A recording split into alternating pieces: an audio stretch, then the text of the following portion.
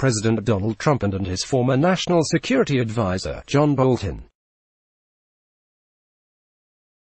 Alex Wong, Getty Images exclusive. The recently fired national security advisor made little secret of his disagreements with the president. By Daniel Lippman, September 18, 2019, 4:25 p.m. Eastern Daylight Saving Time. Updated September 18, 2019, 10:07 p.m. Eastern Daylight Saving Time. The 18th of September 2019, T10:07:0400. John Bolton, President Donald Trump's fired national security advisor, harshly criticized Trump's foreign policy on Wednesday at a private lunch, saying that inviting the Taliban to Camp David sent a terrible signal, and that it was disrespectful to the victims of 9/11 because the Taliban had harbored al-Qaeda. Bolton also said that any negotiations with North Korea and Iran were doomed to failure, according to two attendees. Story continued below. All the North Koreans and Iranians want to do is negotiate for relief from sanctions to support their economies, said Bolton, who was speaking before guests invited by the Gateston Institute, a conservative think tank. He ripped Trump, without using his name, several times, said one attendee. Bolton didn't immediately respond to a request for comment. Bolton also said more than once that Trump's failure to respond to the Iranian attack on an American drone earlier this summer set the stage for the Islamic Republic's aggression in recent months. At one point, Bolton, a previous chairman of Gateston, suggested that had the U.S. retaliated for the drone shoot-down, Iran might not have damaged the Saudi oil fields. Politico Playbook newsletter. Sign up today to receive the You can unsubscribe at any time. Bolton called the alleged attack on Saudi Arabia, which U.S. and Saudi officials have blamed on Iran, an act of war by anyone's definition.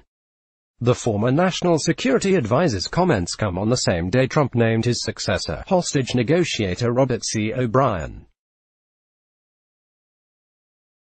Speaking on an airport tarmac in Los Angeles, Trump introduced his new top foreign policy aide as highly respected and hailed their good chemistry. The remarks indicated that in O'Brien, Trump sees a more compatible advisor than Bolton, whose disagreements with the president and clashes with other senior officials often spilled into public view. After the attack in June, Trump was poised to launch a military response against the Iranians, strongly urged by Bolton, but pulled back after Fox News host Tucker Carlson and others warned him that it was a bad idea. During Wednesday's luncheon, Bolton said the planned response had gone through the full process and everybody in the White House had agreed on the retaliatory strike. But a high authority, at the very last minute, without telling anyone, decided not to do it, Bolton complained. On Wednesday afternoon, Trump pushed back strongly. "Well, I was critical of John Bolton for getting us involved with a lot of other people in the Middle East," he told reporters during a visit to the U.S.-Mexico border south of San Diego.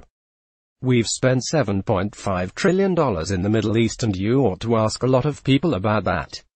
John was not able to work with anybody, and a lot of people disagreed with his ideas, Trump added.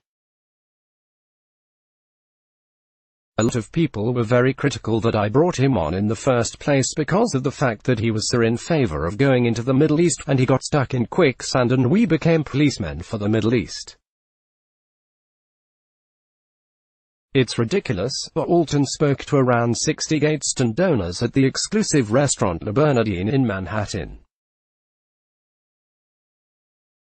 Attendees included noted lawyer Alan Dershowitz and his wife Carolyn, former Attorney General Michael Mukasey, Newsmax CEO Chris Ruddy, First Amendment lawyer Floyd Abrams, former Fox Business Network host John Stossel, former New York Lieutenant Governor Betsy McCoy, and New York billionaire John Katsomadis. Billionaire Rebecca Mercer introduced Bolton as the best national security advisor our country could have hoped for, garnering her very loud applause. Bolton had been scheduled to speak to the group before Trump fired him. In his talk on the Q On Afghanistan, another frequent subject of disagreement with the president, Bolton said that the U.S. should not have pursued a peace deal with the Taliban. Instead, he said, the U.S. should keep 8,600 troops in Afghanistan with intelligence support and other support elements. He called the proposed deal that was on the table similar to the agreement the Taliban offered the U.S. after 9/11, but said, it doesn't make any sense. More than once, Bolton said, Israel would sooner or later see a new government, even though he personally liked Israeli Prime Minister Benjamin Netanyahu.